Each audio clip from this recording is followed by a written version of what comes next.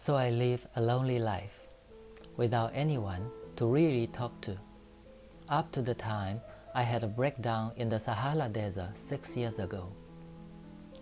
Something was broken in my motor, and since I didn't have a mechanic or passengers with me, I began to try by myself to carry out a difficult repair. It was a question of life or death for me. I barely had enough drinking water to last 8 days. The first evening, I therefore slept on the sand 1,000 miles from any inhabited place. I was more isolated than a shipwrecked person on a raft in the middle of the ocean. Well, then, you can imagine my surprise when at dawn an odd little voice woke me up. It said, "Please, draw me a ship." What? Draw me a ship? I jumped to my feet as if I had been struck by lightning. I rubbed my eyes. I looked hard, and I saw a truly extraordinary little fellow who was staring at me with a serious look. There is the best portrait that later I succeeded in making of him.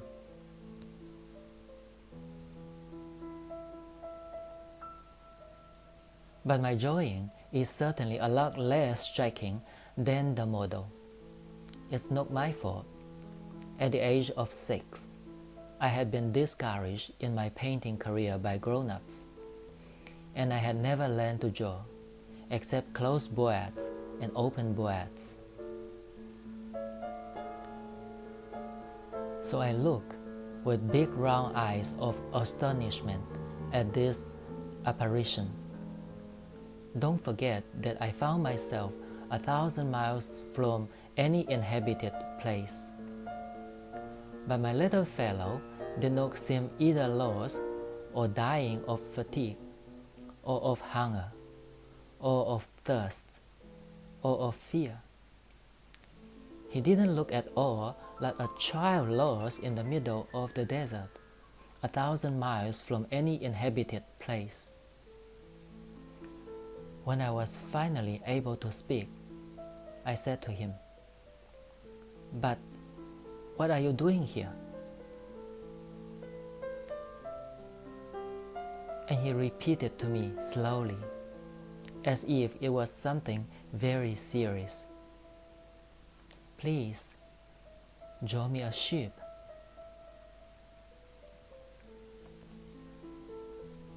When the mystery is too profound, you don't dare disobey.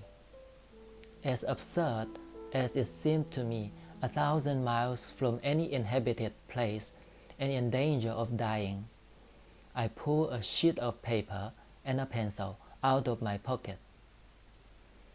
But I recall then that I had mostly studied geography, history, calculus, and grammar. And I said to the little fellow, a little grumpily, that I didn't know how to draw. He replied, "That doesn't matter. Draw me a ship."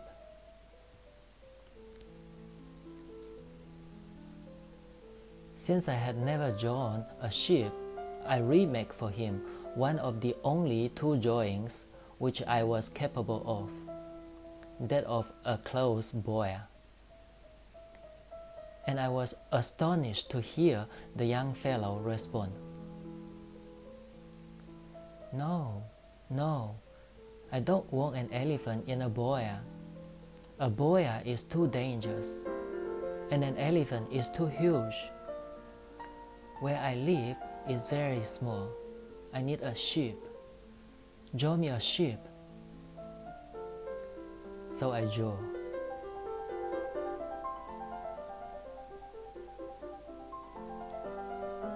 He examined it carefully. Then, "No, That one is already sick. Make me another one. Ajo. My friend smiled kindly with patience. You see very well. It's not a sheep, it's a ram. It has horns. I redid the drawing again.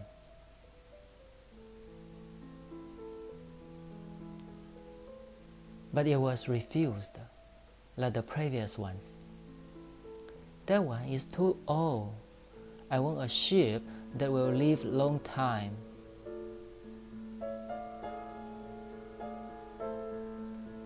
So, losing patience because I was in a hurry to dismantle my motor, I jotted down the disjoint, and I said sharply, "That's the crate. The sheep that you want is inside." I was really surprised to see the face of my young judge light up. That's exactly what I wanted. Do you think the sheep needs a lot of grass? Why? Because where I live there is very little. There is surely enough. I have given you a very small sheep. He bent his head towards the drawing. Not so small as all that. Hey, he's sleeping. And that's how I came to know the Little Prince.